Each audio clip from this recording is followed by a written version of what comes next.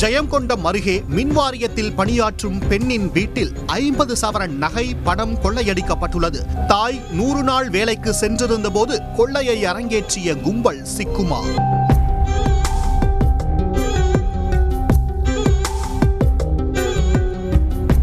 அரியலூர் மாவட்டம் ஜெயங்கொண்டம் அருகே கட்சிபெருமாள் main road பகுதியைச் சேர்ந்தவர் வசந்தா.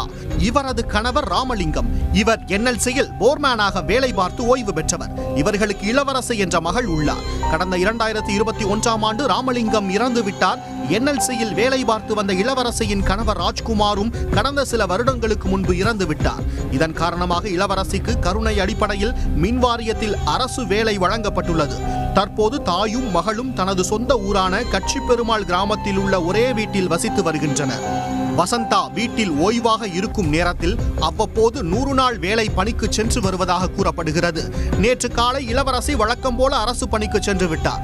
இதேபோன்று வசந்தாவும் தனது வீட்டை பூட்டிவிட்டு வீட்டின் வெளியில் மறைவான இடத்தில் சாவியை வைத்துவிட்டு 100 நாள் வேலை திட்ட பணிக்கு சென்றுள்ளார். இந்நிலையில் வேலை முடிந்து நேற்று மதியம் வசந்தா வீட்டுக்கு வந்தபோது வீட்டு கதவின் பூட்டு உடைக்கப்பட்டு கதவு திறந்திருப்பதை கண்டு அதிர்ச்சி அடைந்தார். பின்னர் உள்ளே சென்று பீரோவை பார்த்தபோது பீரோவும் திறந்திருப்பதை கண்டு மேலும் அதிர்ச்சிக்குள்ளானார்.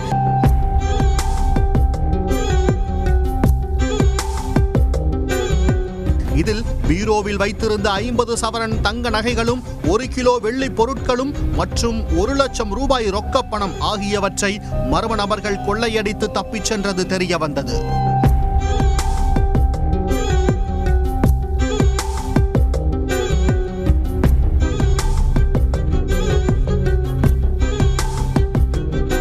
இதுகுறித்த புகாரின் பேரில் உடையார்பாளையம் போலீசார் சம்பவ இடத்துக்கு நேரில் வந்து விசாரணை நடத்தினர். கைரேகை நிபுணர்கள் மோப்பனாய் வரவழைக்கப்பட்டு கொள்ளை சம்பவம் குறித்து தீவிரமாக துப்பு துலக்கி மர்ம நபர்களை தேடி வருகின்றனர். வீட்டில் நகை இருந்தது தெரிந்தது எப்படி? உறவினர்கள் உள்ளூர் நபர்களுக்கு ஏதும் தொடர்புள்ளதா என விசாரித்து வருகின்றனர். பட்ட பகலில் நடைபெற்ற கொள்ளை சம்பவம் அந்த பகுதியில் பெரும் பரபரப்பை ஏற்படுத்தியுள்ளது. உடனுக்குடன் செய்திகளை தெரிந்து கொள்ள சன் நியூஸ் பெல் ஐகானை கிளிக் பண்ணுங்க.